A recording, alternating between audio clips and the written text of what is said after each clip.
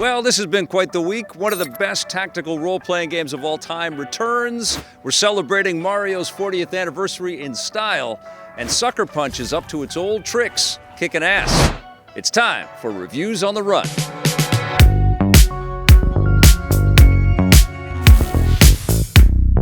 All right, my friends, I have had so much fun streaming all kinds of games this week. It's been ridiculous. Let's start with Super Mario Galaxy 1 and Super Mario Galaxy 2 for the Nintendo Switch. Also playable, of course, on Nintendo Switch 2. Nintendo shot me out the review code, and I was able to stream this with a bunch of people online, and it was so much fun to re-experience these games. Now, Super Mario Galaxy 1 was included in Super Mario 3D All-Stars a few years ago, and that was mysteriously taken off of store shelves. Well, once it sold out, it was gone, and Nintendo took it off of the eShop, so you could only get it for a limited time, and that was too bad because Galaxy 1 was included in that collection, and what we've got now is Galaxy 1, but you can also purchase separately or together Galaxy 2, so this is the first time that Galaxy 2 is available on a Nintendo Switch platform. Both of these games are classics. They're absolute masterpiece experiences. Super Mario Galaxy 1 allowed us to jump from world to world, and that whole mechanic of being able to go upside down and utilize all of these new abilities, become a little bee, and jump around into different environments and different level structures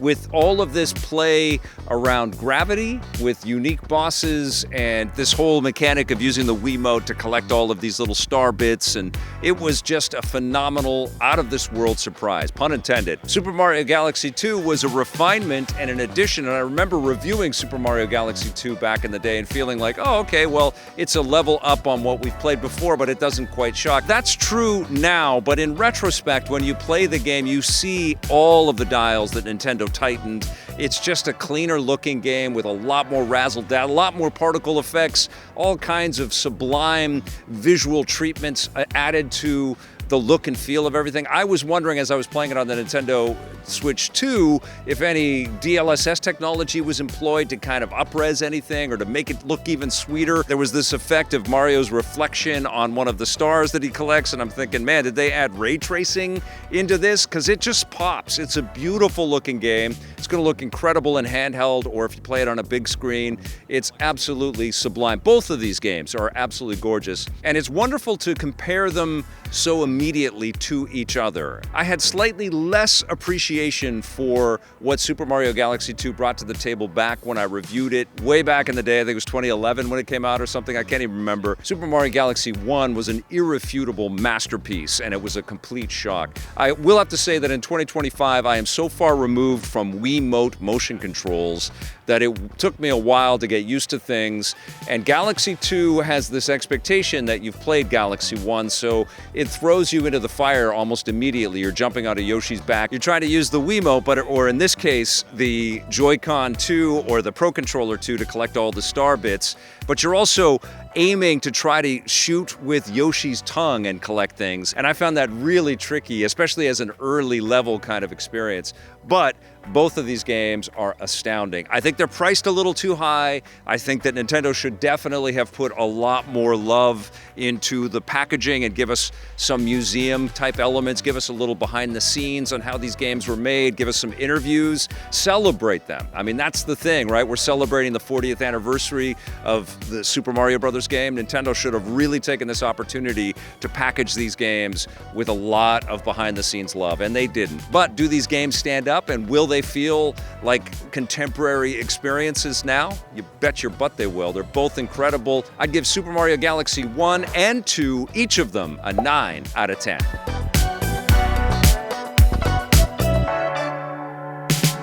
All right, let's move over to a TV show that I checked out. It's called Black Rabbit. It stars Jason Bateman and Jude Law, and it is a limited series available on Netflix. My wife and I watched this together. It became an immediate obsession of ours as we took in episodes. There's only 8. They fly pretty quickly. It's set in New York, and it's about these two brothers played by Bateman and Law, and they have this history with this bar/nightclub called the Black Rabbit. Jason Bateman plays this sketchy guy that's had some addiction issues, and he's trying to get his life back back together again, while Jude Law has remained with the Black Rabbit and has tried to keep everything going, and he's frazzled by the amount of work that he has to do and all of these other things going on in his life. So it's a combustible pairing of these two different personalities coming together and trying to figure things out. And there are some nefarious pieces out there, some loan sharky criminal types that want some money back. And so there's a lot of pressure that both of these brothers have to endure, sometimes one of them looking after the other and vice versa. And it's a really compelling tale of how this family bond, and even though they're not always the best for each other, they find a way to get back to each other, and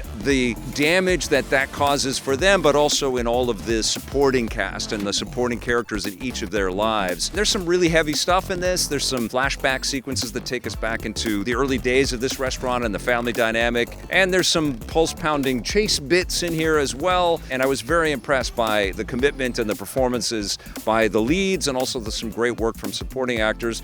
There were a couple of episodes that felt out of place with the intensity and the pace of everything else that was going on, and it felt a little weird to kind of slow down and get into the minutia of running a restaurant, almost bear-like. And so I thought that was a little bit weird and out of touch, because some heavy stuff happens and then we slow down to sort of check in on the aspirations of a chef. And I just wasn't feeling it. And I felt that some of the writing in the middle of the show sort of lost its way. But the escalation and the intensity as the show is crescendoing towards its end is really compelling. One of the things that impressed me the most, it's set in New York City, and they shot this show beautifully. New York looks incredible. You know, they said this a lot about Daredevil Born Again, which looked pretty good, but they said in that show that New York was like another character. In this show, New York is absolutely another character. It's wonderful. Whether it's subway shots or skyscraper shots or taking a look at the city from across the bridge or whatever, it's absolutely stunning. So it's a great watch. It's a lot of fun, but be prepared for, at least a couple episodes where it meanders a bit. I'm going to give Black Rabbit an 8 out of 10.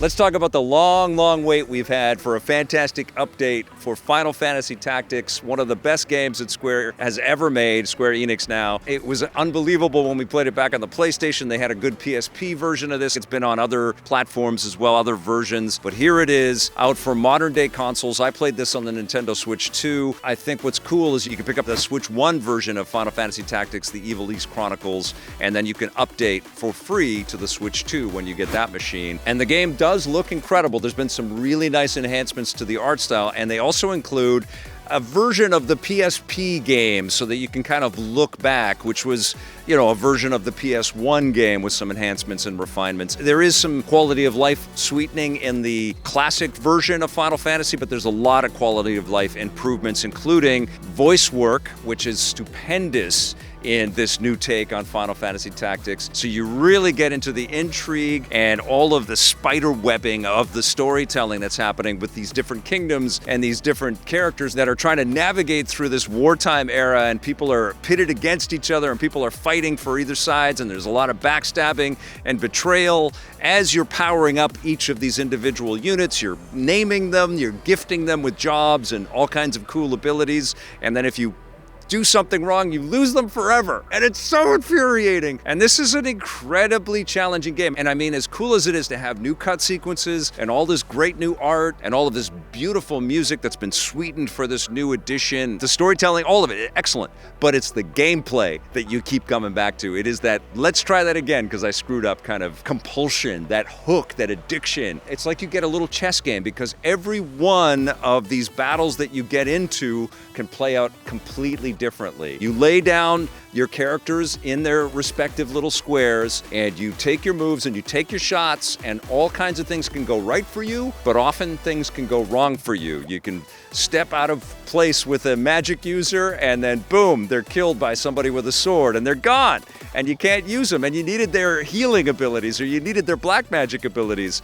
And same thing if you lose your main guy, Ramza, and you got to start that whole level again, and you could be many moves deep into the experience. Of course, you can fast forward and you can skip through some of the story sequences and just jump right back into battle. But what you are learning is this strategy, this chess-like strategy of how many places to move. You have to think ahead of where the AI opponent is going to move and how they're going to take you down. And the height on each of the stages plays a part in it. The ability for archers to shoot across the whole stage plays a part in it. The magic users, whether there's 1, 2, or 3 in the battles that you get into, it's this constant kind of engagement in your mind. It really gets you thinking and strategizing, and you feel like such a fantastic military leader every time you're able to defeat the other characters on the board and progress in a battle. It's so freaking rewarding, it's so beautiful, and it's so bloody addictive. And I really do like the art style. It has this painterly quality. They go in a totally different direction than the HD 2D stuff because Final Fantasy Tactics was a 3D game. I mean, it celebrated the fact that you could pivot around the action and look at the board in a bunch of different ways. You could even tilt up a little bit. This one has a tactical angle with the cameras, and sometimes you do get sort of stuck behind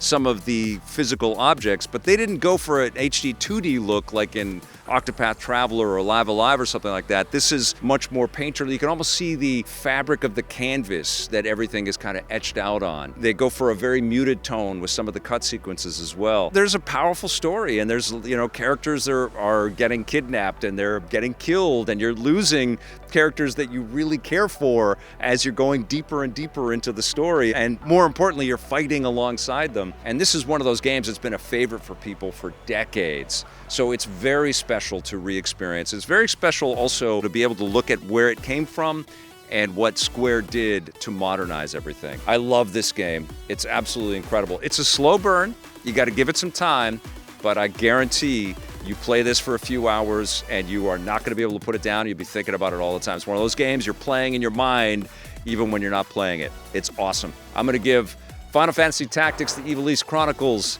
a 9.5 out of 10. Supergiant Games has got a brilliant strategy that's really working for them. Each of their games has been revered, and Hades 2 will be no exception. They have an awesome strategy of going into early access and tuning and tweaking and getting feedback and taking all that in and just refining and sweetening everything. And so Hades 2, as it has now launched on Nintendo Switch 2, Nintendo Shopee, the review code to play, and I streamed it, I was floored by how gorgeous this is. Immediately you leap into the world and you see all of this precision and detail, and the art is so crystal clear on Nintendo Switch 2 hardware. It honestly felt like I had just flipped open the page to a comic book and I was looking at this living comic book art. It's absolutely gorgeous. You play Melinoe, who is the sister of Hades 1's protagonist Zagreus, and you are after Kronos. So you're after the Titan of Time, and you are of course going to encounter all kinds of mythical gods, and they are going to imbue in you all kinds of boons and cool power-ups that you're going to pick up along the way. And this is one of those action role-playing games where you are trying to get as far as you can on every single run until you can complete the game. And it's about dying, and it's about learning, and it's about acquiring things that will carry forward on your next run, your next night, they call it. And you go down into the underworld and you're fighting all kinds of creepy little creatures, and you're going to notice all kinds of cool details, and then things will change every single run. So it's not going to be the same map, it's not going to be the same level structure or the same power-ups and things that keep popping up for you, and that keeps every experience incredibly fresh and also insanely addictive. And of course, Supergiant learned a tremendous amount from the years and years of worship that the original Hades game got, and so everything is even more fine-tuned, and all of the details with the way that the story rolls out. You are looking at photographs, you're going to look at the vista of the moon, you're talking to each of these different characters, and their wisdom gives you more experience so that you can get a little bit further, you can get a little bit further, you can go back in, and all of it is just so finely crafted, and you can't help but appreciate the art on display here. I'm talking visual art, but just the art of design and the beautiful sound and music and all the voice work. And it's hard not to envision a Hades animated series when you look at all of this stuff. And I felt very similarly playing Silk Song after Hollow Knight. You know, Hollow Knight was a revelation. It was a complete out-of-nowhere masterpiece, and then Silksong was an iteration and a revision and a tuning and a sweetening on everything that we had had before, and there's a similarity with the way that Hades 2 rolls out. It's so mature and so polished, and it's enormous, and you are going to be completely addicted to it, but you also don't have to struggle with it, and I found that with the first Hades game, I struggled with that repeat, let's try it again, kind of gameplay. Even though I was addicted to it as well, this one, I guess I knew what I was in for, and it also looks and plays better.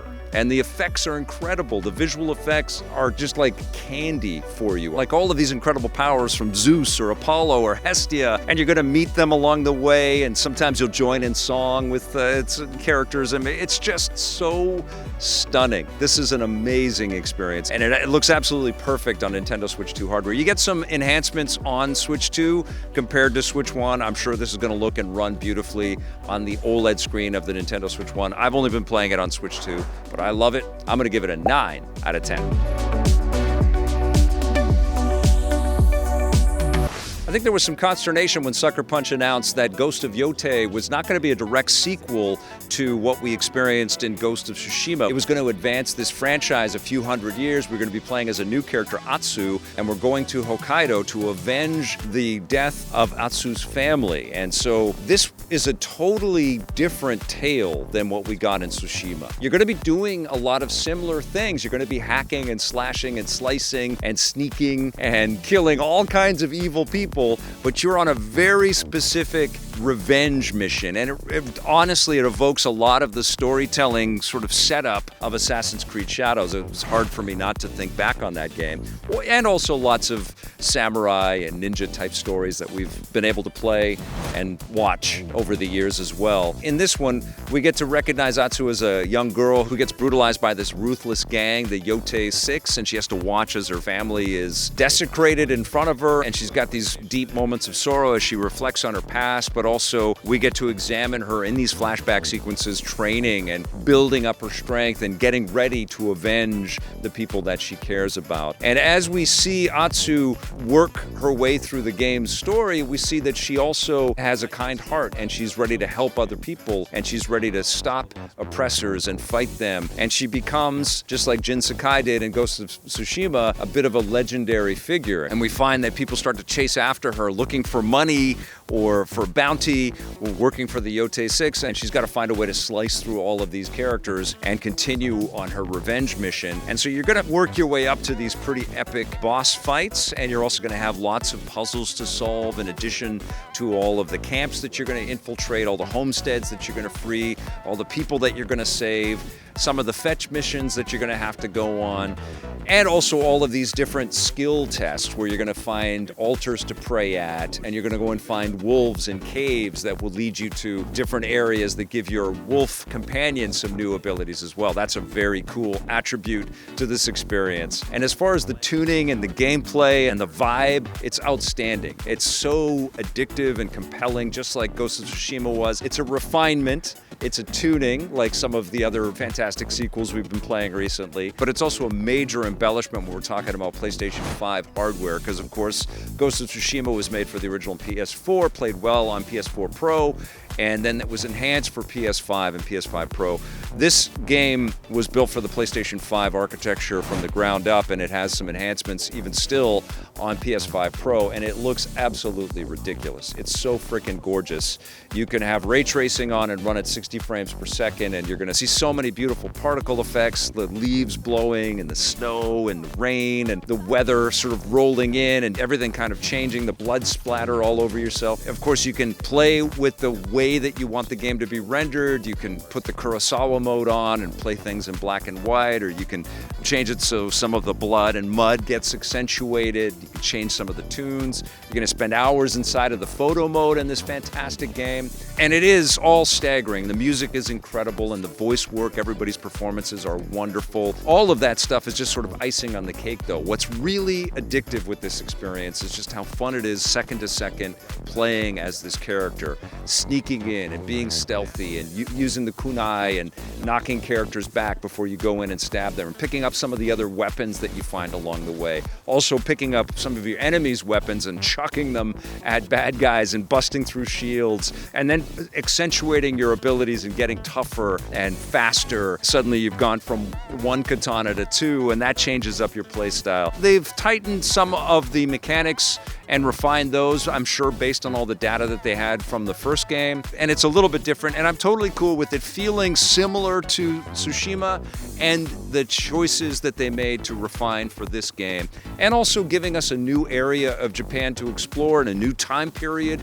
You're going to see a lot more gunpowder and characters packing around some guns. So that also brought to mind some of the gameplay and some of the storytelling that we saw in Rise of the Ronin, which was a good game, but this rises to a whole new level. Similarly with Assassin's Creed Shadows, which is also a terrific game, but this is such a beautiful, absolutely staggering production. It is just so gorgeous. You are completely mouth agape playing this for the first several hours. What amazed me is that after playing for hours and hours, you start to kind of get used to the beauty that is crafted for you, and that is incredible. I mean, we have come so far with video games, and you just kind of acclimate to how insanely good-looking Sucker Punch has made this world for us. Ghost of Yōtei is incredibly special. I don't think it has the shock of Ghost of Tsushima, quite frankly. I was ill-prepared for how much I fell in love with Tsushima, and especially playing that right after The Last of Us Part 2. I didn't expect to care about it as much as I did. I absolutely adore that game. This game doesn't have that bursting through the front door kind of shock, but it's so tuned